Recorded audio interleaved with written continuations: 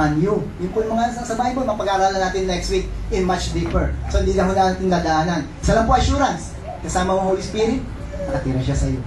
Amen? Kaya kung ano man ang gagawin mo, kasama mo siya. Hindi ka niya iiwanan o pababayaan mo. At hindi po umaalis ang Holy Spirit sa iyo. Amen? Nanahan na siya sa iyo. Palakpakan natin ang ating Lord.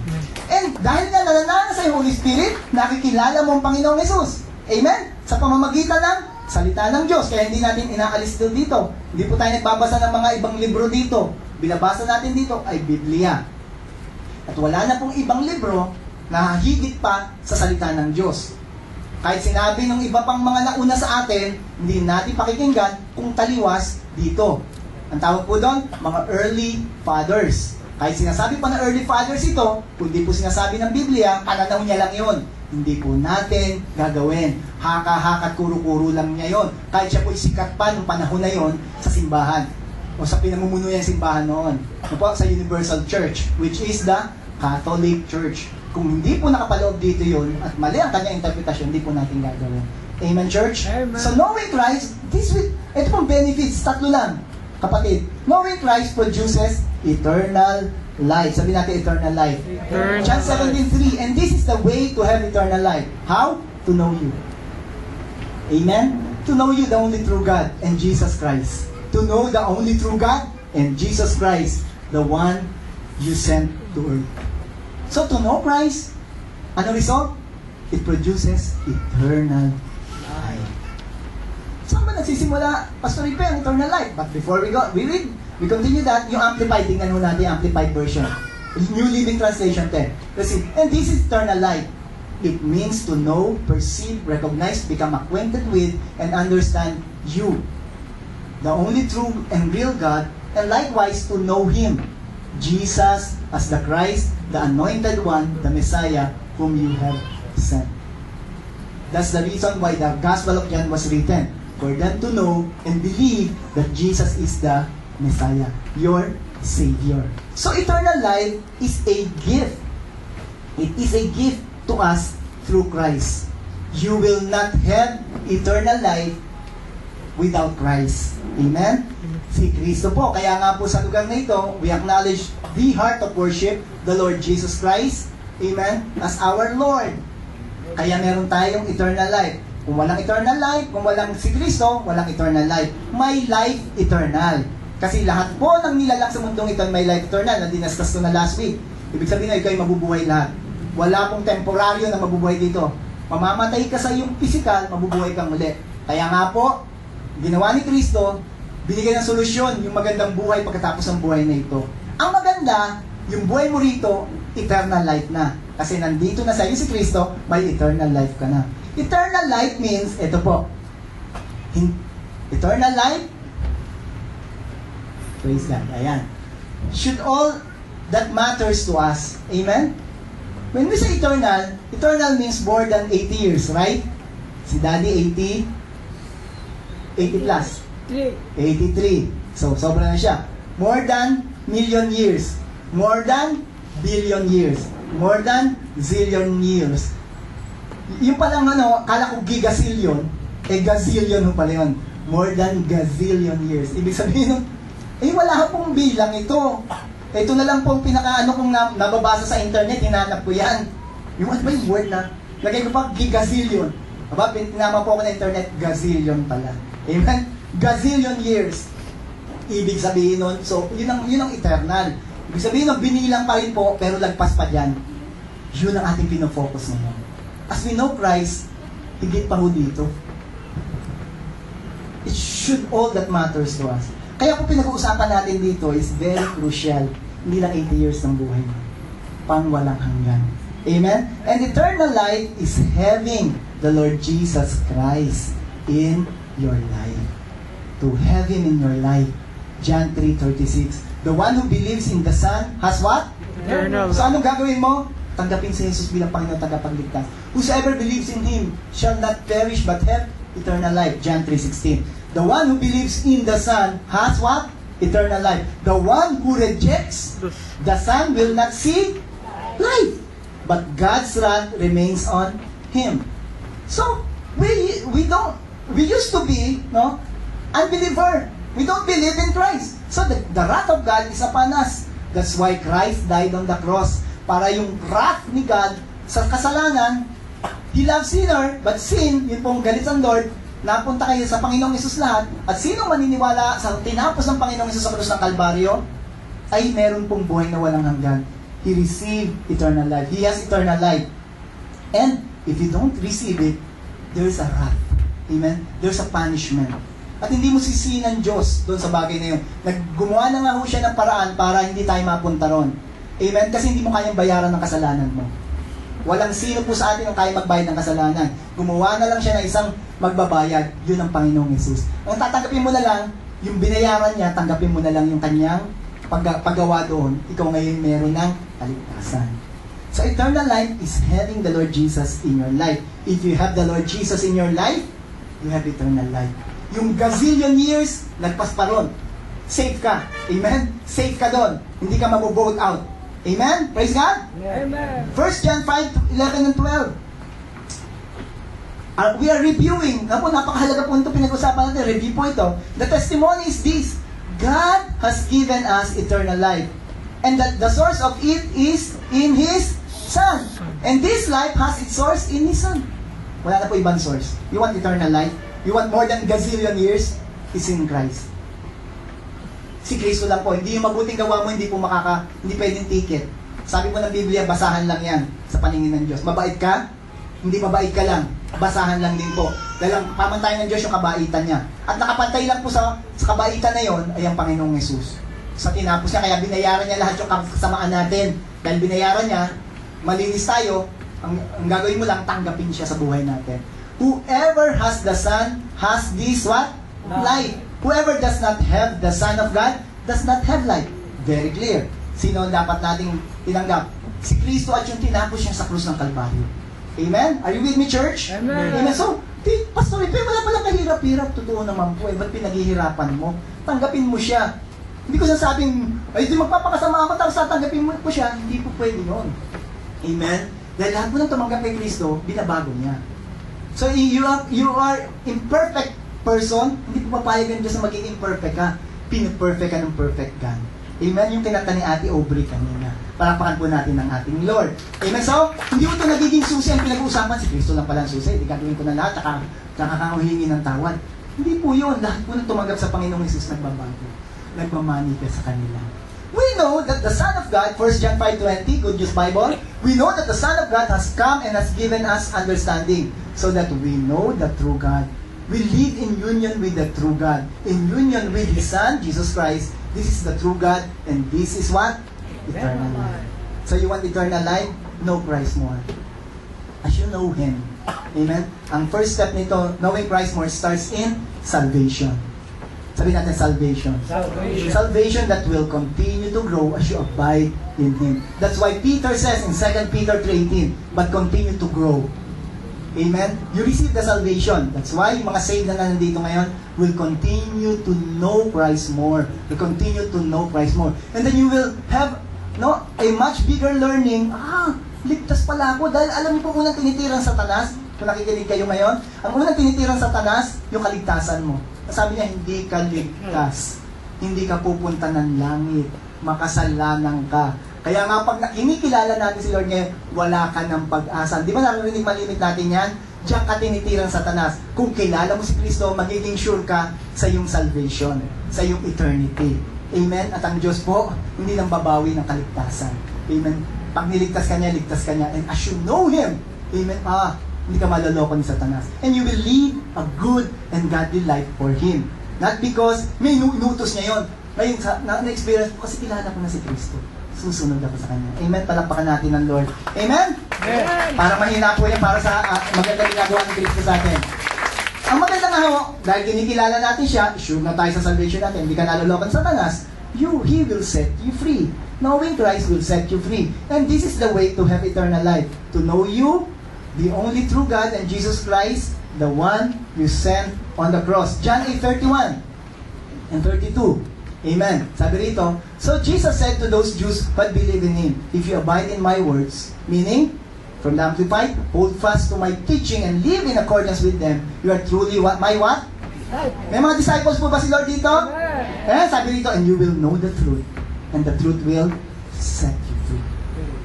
As you know the Lord Jesus Christ more, Jesus is the way, the truth, and the life, ano pa mangyayari? Ay maraming nasa-set free tayo sa maraming bagay. Set free tayo sa kasalanan, sa guilt ng kasalanan, amen? Set free tayo sa mga fears. Pag natulog kaya ako ngayon, pag nagising ako, saan ako pupunta? Eh wala na lahat yun. Pag natulog ka ngayon, tulog ka. Di po ba? Pagising mo, okay. Kung pagising mo, mulat mo, nasa ibang lugar ka na, ibig sabihin, buhay ka na, masaya ka. Amen? Kasama mo na si Lord. Amen? Kung hindi ka natatakot. At ano man ang mangyayari sa paligid mo, tumaas man yan, mga bili na bumaba. Amen? Ano man yan, sigurado ka.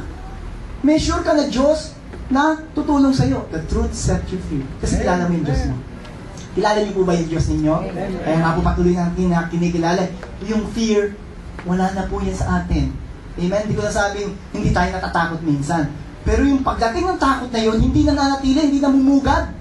Marami pong problema, natakot, pinamugaran na sila nung takot. Nangitlog pa. Nagsama pa ng marami. No po, ang dami na, marami na sisiw ngayon. Takot, sakit, andyan na lahat. Ngayon wala na siya. Di po ba? Kung tinanggap mo si Kristo, you will be set free from that. You are set free from that. Amen? Because you know your God, your perfect God, na hindi ka iwanan o pababayaan. Palakpakan natin ang Lord. Galatians, let's read. Galatians chapter 4, verse 7 and 9. So you are no longer a slave, but a what? Son. And since you are a son, John 1:12, but as many as receive Christ, you know Christ, when you receive Christ, you will be called, you have given the authority to become children of God. God has made you also an heir. Heir. Hindi po. Heir. Formerly, when you did not know God, take note, we don't know God before. Why? Because we are slave before. We don't have the Son in us. You were slave to those who by nature are not God's. But now, sabi natin, now that you know God, or rather are known by God, how is it that you are turning back to those weak and miserable principles? Wala po niyan sa heart of worship. Amen? Paul is talking to the Galatians. Do you wish to be enslaved by them all over again? Let's have a small context. Ang context po nito, ano niyo po? Tinanggap na nila ang Panginoon bilang Panginoon tagapagligtas. Aba may pumunta sa kanila na mga nagtuturo. Ang turo ng Panginoon, yung grace ay pag tinanggap mo si Kristo, meron ka ng kaligtasan. May dumating ng mga Judaizers, sabi gano'n, kulang yan. Kailangan magbalik kayo doon sa law. Ang kailangan nyo gawin, pinagagawa doon. Gawin nyo yung 10 Commandments. Sundin nyo lahat yun. Ito pa, yung mga ritual. Kailangan pa ba i-circumcise? Yung po nangyayari sa kanila, sabi nila, ano ba? Sinunod doon nila yan. Sumulat sa kanila si Pablo. Sabi, hindi nyo kailangan gawin yan. Kasi tinapos na ni Kristo yan. Christ fulfilled the law. Amen? Amen. We cannot fulfill the 10 Commandments, brothers and sisters. For you to fulfill that, you need to receive the one who fulfilled that. Is the Lord Jesus Christ. Alam niyo po, sabi ng Biblia, ang goal ng 10 Commandments to show you that you are a sinner. That you cannot do. That's the purpose of the law. Sabi sa iyo ng law, ito ang parusa. Ito ang mga dapat mong gawin at hindi mo ito kayang gawin. Dahil sabi sa Biblia, magawa mo 5, hindi mo nagawa 5, hindi ka pa rin qualified. Siya magawa mo, hindi mo magawa 1, hindi pa rin qualified. So wala pong makagawa, pinapos po ni Kristo. Amen? Kaya sinasabi nila kay Kristo, malaya na kayo! Huwag niyo nang balikan yung mga bagay na magtatali sa inyo. Amen? Kaya sabi niya, you are set free because you receive Christ. Christ did it for you. And all you have to do now is to receive what Christ did on the cross. Yun po sinasabi rito at yun hindi po sinasabi ko sa inyo ngayon. Amen? Yung ano yung pinagagawa, ano po yung tinanggap ninyo, kung sino tinanggap ninyo, si Kristo, yan ang palaya sa inyo. Kung may ginagawa kayo ngayon na pagsunod sa Panginoon, hindi po dahil batas ng Panginoon yun. Kasi mahal mo na siya. Amen? Are you with me, church? Palakpakan po natin ang Lord. So, kailangan po natin makita ito pong malaking problema ng marami pong Kristiyano. I pray, wala po dito. Na po? Iba po rin yung tingin nila sa kanila. Marami pang kailangan silang gawing ritual para ma-please nila si Lord. Amen? Unang dapat mong gawin, tanggapin mo si Kristo bilang Panginoon tagapagligtas. Please na siya sa iyo. Amen? Yung pong pagpunta mo sa church ngayon, iba na. Hindi dahil kailangan kong pumunta. Amen? Ngayon pupunta ka doon kasi mahal ko ang Panginoon. kailangan kong kumante. Hindi na po ganon. Kakanta ko ngayon kasi may ginawa si Kristo sa akin. Iba po yun, di po ba? Amen? Naalala ko tuloy ngayon po yung istorya ng isang babae na nakapag-asawa na lahat po ng gagawin niya kailangan nakalista. Amen? At talaga naman dahil mahal naman niya yung asawa niya, yung nakalistang yun, number 1, number 2, number 3, number 4, number 5, number 6, number 7, number 8, number 10. Ginagawa niya. Dumating ang panahon, yung asawa niyang lalaki sa sobrang stricto, natake sa puso, namatay. Paglipas ng ilang panahon, itong babaeng to, syempre naman po may puso, bata pa siya, may nangligaw sa kanya. At minahal niya rin. Di po ba? Valentine's Day. Minahal niya po. At yung ginagawa niya doon sa una niyang asawa, patuloy niya yung ginagawa. One time po, naglilinis po siya ng kanilang bahay. Nakita niyo yung drawer niya. Pagkuha niya sa drawer niya, nandun po yung listahan na sinulat ng asawa niya dapat niyang gawin, na mahal niya rin. At nakita niya, wala, patay na yung asawa ko. Pero itong asawa ko ngayon, hindi niya naman ako binigyan ganitong sulat na 10. Ito rin yung nagagawa ko sa kanya. So ano po ibig sabihin nito? Ito yung nakafocus na hindi doon sa batas na ginawa, kundi doon sa pagmamahal niya doon sa kanyang bagong asawa. Yun din po ang gagawin natin ngayon. Amen? Hindi tayo nandito ngayon dahil batas ito. Pagkagalitan kami ng Lord. Parurusahan ako ng Lord. Si pastor, sasamahan pa si Lord. Panlalakihan ako ng madama, ganon. Hindi po gagawin natin ito kasi mahal natin sila. Wala nang listahan. Ginagawa natin po yung grace. Amen? Ginagawa natin ito hindi dahil sa kailangan ito, pinagagawa ni Lord. Gagawin ko ito dahil mahal ko sila. Amen? Yun po yung mga may kilala sa Panginoon, may eternal life, at pinalaya.